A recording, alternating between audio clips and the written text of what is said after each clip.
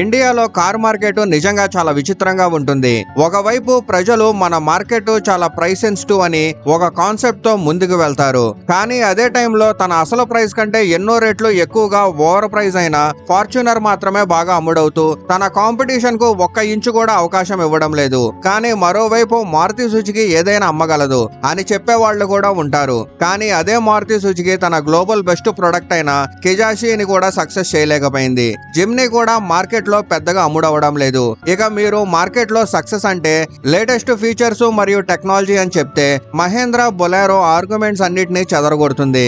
ఎందుకంటే దశాబ్దాల పాత క్యారెక్టర్ తో దాదాపు ఎలాంటి హైటెక్ ఫీచర్స్ లేకపోయినా అది ఇప్పటికీ అమ్ముడవుతుంది. ఇక మీరు ride, comfort, features, engine, price మరియు ప్రాక్టికాలిటీ సరైన మిక్స్ నుండి ఒక సక్సెస్ఫుల్ కారు ఏర్పడుతుందంటే అప్పుడు టాటా యొక్క ఒక కారు ఈ అన్ని విషయాలను పుష్కలంగా ఆఫర్ చేస్తున్నప్పుడు అది కూడా భయంకరంగా ఫెయిల్ అయింది. అయితే హెక్సా ఒకటి అలాంటి కారు. ఇది ఎంపీవీ కారు లోపల నిజమైన ఎస్యూవీగా ఉండేది. ఇంకా మీరు ఆశ్చర్యపోతారు, టాటా ఒక దశాబ్దం క్రితం హెక్సాలో ఎంత గట్టి ఓవర్ ఇంజనీరింగ్ చేసిందో తెలుసుకుంటే హెక్సా కోసం బెస్ట్ క్వాలిటీ గల కాంపోనెంట్స్ తెచ్చుకోవడానికి టాటా ప్రపంచమంతా టాప్ నాచ్ కంపెనీల ముందు చేతులు జాపింది. అంతేకాకుండా హెక్సాలో ఆ టైంలో టాటా ఇచ్చిన ఫీచర్స్ 50 లక్షల కార్లలో కూడా ఉండేవి కావు. అనేక మ్యాగజైన్లు హెక్సా యొక్క రైడ్ క్వాలిటీని ఆడి Q7 తో కూడా పోల్చేశాయి. కానీ ఇవన్నీ పోసినా కూడా టాటా హెక్సా మెగా ఫ్లాప్ గా ప్రూవ్ అయింది. ఇది ఎందుకు, ఎలా జరిగింది, హెక్సా యొక్క ఈ చాలా షాకింగ్ మరియు సీక్రెట్ స్టోరీని నేను ఈ రోజు మీకు పూర్తి డీటెయిల్డ్ గా చెప్పబోతున్నా. టాటా హెక్సా స్టోరీ తెలుసుకోవడానికి ముందు దాని మదరు ఆరియా గురించి తెలుసుకోవాలి. ఆరియాను టాటా 2010లో లాంచ్ చేసింది. 16 సంవత్సరాల క్రితం దాని ఎక్స్-షోరూమ్ ప్రైస్ సుమారు 10.50 లక్షలు. ఆరియా సోర్స్ గా టాటా యొక్క ఆ కాన్సెప్ట్ పైన ఆధారపడి ఉంది. దానిని కంపెనీ 2006 జెనీవా మోటార్ షోలో డిస్ప్లే చేసింది. ఆరియా వెనక టాటా ఆలోచన ఏంటంటే ఒకటి సెడాన్ మరియు ఎస్యూవీ యొక్క పర్ఫెక్ట్ బ్లెండ్ గా ఉండే కార్ ని తయారు చేయాలని. ఆరియా బయటకు స్టెరాయిడ్స్ ఓవర్ డోస్ తో ఉన్న ఇండిగా విస్తాలాగా కనిపించిన నిజానికి టాటా ఆరియాను JLR తో కలిసి డిజైన్ చేసిందని మీరు తెలుసుకుంటే షాక్ అవుతారు. ఇది ఇండియన్ మరియు ఇంటర్నేషనల్ మార్కెట్ల కోసం సరిపోయేలా తయారు చేశారు. అందుకే అప్పట్లోనే అంటే దశాబ్దం క్రితమే ఈ ఆరియా యూరోపియన్ సేఫ్టీ స్టాండర్డ్స్ ను అందుకుంది.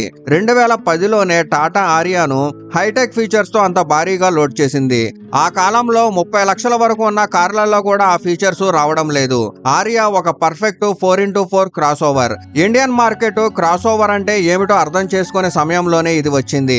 కానీ ఇది కూడా సక్సెస్ రుచి చూడలేకపోయింది. దీని వెనక మెయిన్ కారణం ఆరియా తన డిజైన్ తో టాటా ఇండిగా హ్యాంగ్ ఓవర్ ను తొలగించలేకపోవడం. ప్లస్ ఈ కారు ఎస్యూవీ మరియు ఎంపీవీ మధ్య ఒక చాలా కాస్ట్లీ కన్ఫ్యూజన్ గా మిగిలిపోయింది. అంతేకాకుండా ఆ టైంలో Tata brand image premium car brand గా లేదు. అందువల్ల బలమైన ప్రొడక్ట్ అయినప్పటికీ ఆరియా ఫ్లాప్ అయింది. అయితే టాటా ఈ ఇమేజ్ ను ఖచ్చితంగా మార్చాల్సి వచ్చింది. అక్కడి నుండి సీన్ లోకి వస్తుంది టాటా హెక్సా. టాటా హెక్సా కోసం ఆరియా యొక్క అదే ప్లాట్ఫామ్ ను తీసుకుంది మరియు దాదాపు ప్రతి ఒక్క విషయాన్ని ఫిక్స్ చేసింది. హెక్సాలో టాటా చేసిన అతి ముఖ్యమైన పని డిజైన్. ఎందుకంటే ఆరియా డిజైన్ ఇండిగా విస్తా బూస్ట్ తాగి ఎంపీవీ అవ్వాలని ట్రై చేస్తున్నట్టుగా ఉండేది. కానీ మరోవైపు హెక్సా ఎక్స్పీరియన్స్ ఒక నిజమైన ఎస్యూవీని ఎంపీవీ బాడీలోకి తోసినట్లుగా ఉంటుంది. ఆ టైంలో మార్కెట్ లో టయోటా ఇన్నోవా మరియు మారుతి ఎర్టిగా వంటి బోరింగ్ టిపికల్ టాక్సీ లుక్స్ తో పోటీ పడుతున్నప్పుడు ఈ హెక్సా తన ఎస్యూవీ క్యారెక్టర్ ని కావాలని కూడా దాచలేకపోయింది. మరియు టాక్సీ లాగా కనిపించేది కాదు. లుక్స్ విషయంలో కూడా హెక్సా అందరికీ ఇన్నోవా కంటే బెటర్ గా మరియు మ్యాచోగా కనిపిస్తుంది. ఈ అద్భుతమైన డిజైన్ క్రెడిట్ ప్రతాప్ బోస్ కి వెళ్తుంది.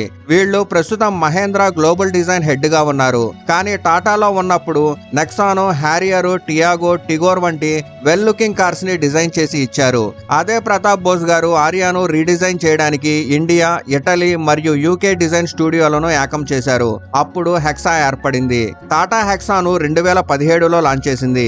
ఈసారి బయట డిజైన్ మాత్రమే కాకుండా ఈ కారులో టాటా తన మొత్తం ఇంజనీరింగ్ శక్తిని పెట్టింది. దీనిని యూరోపియన్ స్టాండర్డ్ కారుగా మార్చడానికి టాటా దీనిని తన X2 ప్లాట్ఫామ్ పైనే తయారు చేసింది. అదే ప్లాట్ఫామ్ పైన పాత జనరేషన్ సఫారీ తయారైంది. అంటే ఈ ఎంపీవీలో అసలైన ఎస్యూవీ డిఎన్ఏ ఉంది. ఈ X2 ప్లాట్ఫామ్ లో టాటా ఇప్పుడు యూరోపియన్ లెవెల్ యొక్క కొత్త వెల్డింగ్ టెక్నిక్స్ ను బాడీ అంతటా ఉపయోగించింది. బెటర్ మెటీరియల్ డిస్ట్రిబ్యూషన్ చేసింది. అండర్ లోడ్ ఫ్లెక్స్ ను కూడా తగ్గించింది. ఆరియా యొక్క సస్పెన్షన్ సాఫ్ట్ మరియు ఫ్లోటీగా ఉండగా హెక్సా యొక్క రైడ్ క్వాలిటీ మరియు డ్రైవింగ్ డైనమిక్స్ ను అంత బెటర్ చేశారు. లాంచ్ టైంలో ఈవీఓ ఇండియా దీన్ని రివ్యూలో హెక్సా రైడ్ క్వాలిటీని ఆ టైం ఆడి Q7 తో పోల్చింది. ఇప్పుడు మీరు అంచనా వేసుకోండి టాటా హెక్సా పైన ఎంత భారీ ఇంజనీరింగ్ చేసి ఉంటుందో. అయితే ఇప్పుడు హెక్సా గురించి మరో షాకింగ్ విషయం చెప్తాను. టాటా ఎప్పటి నుంచో మేడ్ ఇన్ ఇండియా కార్ల పోర్ట్ఫోలియో నిర్మించాలనే పట్టుదలగా ఉంది. కానీ 15 నుంచి 16 సంవత్సరాల క్రితం ఈ పట్టుదల టాటాకు అతిపెద్ద ఛాలెంజ్ గా మారింది. ఎందుకంటే ఆ టైంలో గ్లోబల్ స్టాండర్డ్ హెక్సా తయారు చేయడానికి ఇండియాలో సప్లయర్స్ కూడా దొరకలేదు. వాళ్ళు ఈ కారు కోసం ఫైన్ క్వాలిటీ కాంపోనెంట్స్ ఇవ్వలేదు. అప్పుడు టాటా ప్రపంచమంతా వెళ్లి సప్లయర్స్ ను వెతికింది. రిజల్ట్ గా ఈ ఇండియన్ కారు నిజానికి గ్లోబల్ సప్లయర్స్ కంపైలేషన్ గా మారింది. అయితే ఒక ఎంపీవీని 4x4 చేయడం అనేది తప్పనిసరి కాదు. ఆ సెగ్మెంట్ బయ్యర్ కూడా డిమాండ్ చేయరు. అయినప్పటికీ టాటా దాని 4x4 ట్రాన్స్ఫర్ కేసును బార్గ్ వార్నర్ నుండి సోర్స్ చేసింది. ఇదే కంపెనీ పోర్షే, ల్యాంబోర్గిని, మెక్లెరెన్ వంటి స్పోర్ట్స్ కార్ల కోసం టర్బో చార్జర్స్ మరియు పవర్ ట్రైన్స్ ఎక్విప్మెంట్ ను తయారు చేస్తుంది. గేర్ బాక్స్ విషయానికి వచ్చేసరికి టాటా జపాన్ కంపెనీ ఎసిన్ నుండి తీసుకుంది.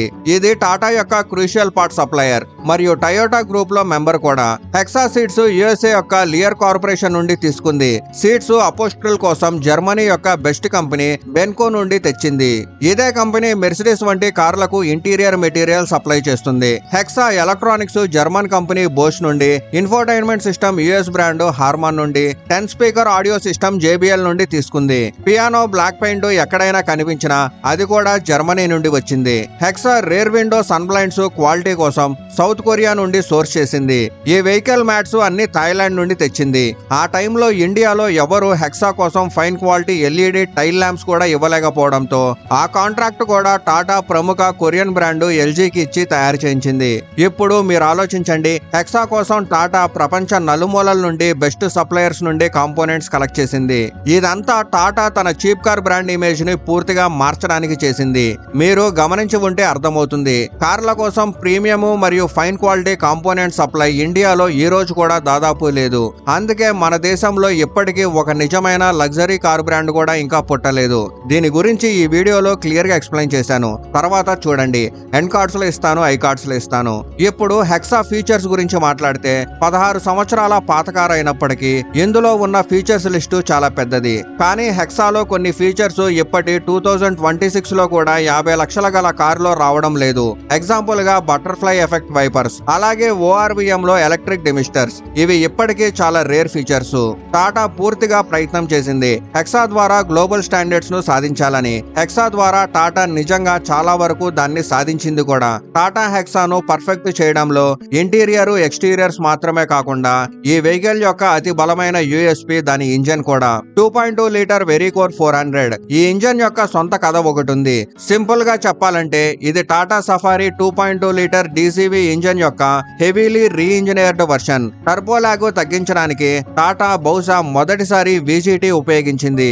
దీనివల్ల ఇంజన్ 156 PS పవర్ మరియు 1700 నుండి 2700 RPM మధ్య 400 Nm పీక్ టార్క్ ఇచ్చేది. ఈ ఇంజన్ నిజానికి PSA గ్రూప్ DW12 సిరీస్ కి చెందినది. ఇది మొదట 2000 లో సిట్రాన్ C5 లో వచ్చింది. ఫోర్డ్ తో కూడా షేర్ అయింది. Land rover Freelander 2, range rover లో కూడా ఉపయోగించబడింది. 2015 వరకు జాగ్వార్ తన XF లో కూడా ఈ ఇంజన్ ఉపయోగించింది. మహేంద్ర ఎప్పటికీ 2026 లో కూడా ఈ ఇంజన్ ను రీఇంజనీర్ చేసి ఉపయోగిస్తుంది. మహేంద్ర దీన్ని AVL కంపెనీతో కలిసి యమహాగా రీబ్రాండ్ చేసింది. స్కార్పియో, XUV 500, తారు, XUV 700 వంటి కార్స్ లో ఎప్పటికీ ఉపయోగిస్తున్నారు. ఈ ఇంజన్ తో 2.3 టన్నుల బరువున్న హెక్సాను హైవేలో సులభంగా క్రూజ్ చేయొచ్చు. ఫుల్ లోడ్ తో కూడా కంఫర్ట్ గా ఓవర్టేక్ చేయొచ్చు. హెక్సాలో auto, comfort, dynamic, rough road వంటి మల్టిపుల్ డ్రైవ్ మోడ్స్ ఉన్నాయి. ఇవి ఆ టైంలో ఈ సెగ్మెంట్ లో ఎవ్వరూ ఇవ్వలేదు. ఇది బాడీ ఆన్ ఫ్రేమ్ ఆర్కిటెక్చర్ పైన నిర్మించబడింది. కానీ మోనోకాక్ లాంటి కార్ల కంఫర్ట్ కూడా ఇస్తుంది. ఫ్రంట్ లో డబుల్ విష్బో సస్పెన్షన్, రేర్ లో మల్టీలింక్ సస్పెన్షన్ ఉండడం వల్ల రైడ్ క్వాలిటీ అద్భుతంగా ఉంటుంది. కానీ ఇన్ని మంచి విషయాల మధ్య టాటా ఒక పెద్ద తప్పు చేసింది. అదే వీల్స్. హెక్సాలో 19 ఇంచెస్ వీల్స్ ఇచ్చారు. ఇవి లుక్స్ కి బాగున్న లో ప్రొఫైల్ టైర్స్ వల్ల సైడ్ కుషనింగ్ తగ్గింది. రైడ్ క్వాలిటీ స్టిఫ్ అయింది. టైర్ డ్యామేజ్ సమస్యలు కూడా పెరిగాయి. ఇవి చాలా ఖరీదైనవి. రఫ్ రోడ్స్ లో కూడా ఇది సమస్యగా మారింది. అందుకే చాలా మంది 19 ఇంచెస్ వీల్స్ ని తీసేసి 16 ఇంచెస్ వీల్స్ పెట్టుకున్నారు. కొందరైతే షోరూమ్ నుంచే మార్చుకున్నారు. ఈ చిన్న 3 ఇంచెస్ తప్పు టాటాకు చాలా ఖరీదైంది. ఇది హెక్సా యొక్క రిలయబిలిటీ ఇమేజ్ ను దెబ్బతీసింది. టాటా లక్ష్యం ప్రీమియం మరియు రిలయబిలిటీ ఇమేజ్ ను నిర్మించడం, కానీ అదే విషయంలో ఫెయిల్ అయింది. దీంతో ఎంపీవీ సెగ్మెంట్ లో టయోటా ఇన్నోవా లాభపడింది. ఎస్యూవీ కొనాలనుకునే వాళ్ళు మహేంద్ర ఎక్స్యూవీ 500 వైపు వెళ్లారు. హెక్సా ఎంపీవీ మరియు ఎస్యూవీ మధ్య కన్ఫ్యూజన్ లో చిక్కుకుంది. పేపర్ పైన చూస్తే హెక్సా ఇన్నోవా కంటే చాలా బెస్ట్, ఫీచర్స్, పవర్, కంఫర్ట్ అన్నిటిలో. కానీ కార్లు పేపర్ పైన కాదు, trust, reliability, resale value, service network మీద అమ్ముడవుతాయి. ఇవన్నీ టయోటా దగ్గర ఉన్నాయి. హెక్సా సమస్య ఏంటంటే ఇది ఓవర్ ఇంజనీర్డ్, చాలా కాంప్లెక్స్, మెయింటెనెన్స్ రిస్క్ ఎక్కువ, హెవీ ప్లాట్ఫామ్ వల్ల ఫ్యూయల్ ఎఫిషియన్సీ తగ్గింది, ప్రీమియం కాంపోనెంట్స్ వల్ల ఖర్చు పెరిగింది. ఇది ఫ్లీట్ మరియు కమర్షియల్ యూసేజ్ కూడా సరిపోలేదు. ఇంకా కేటగిరీ కన్ఫ్యూజన్ కూడా ఉంది. టాటా హెక్సా ఒక క్లాసిక్ ఎగ్జాంపుల్. ఎలా ఒక కంపెనీ యొక్క ఇంజనీరింగ్ అంబిషన్ మార్కెట్ రెడీనెస్ ను మించిపోయాయో అని చూపిస్తుంది. హెక్సా ఫెయిల్ కావడానికి కారణం ఇది బ్యాడ్ ప్రొడక్ట్ కావడం కాదు, అది సరైన టైంలో మార్కెట్ లోకి రాకపోవడం. ఇంకొక ముఖ్యమైన విషయం, హెక్సా టాటా యొక్క చివరి ఐసీఈ కార్. ఇది ప్రాపర్ 4x4 సెటప్ తో వచ్చింది. మీకు హెక్సా గురించి ఏమనిపిస్తుంది? కామెంట్లో చెప్పండి.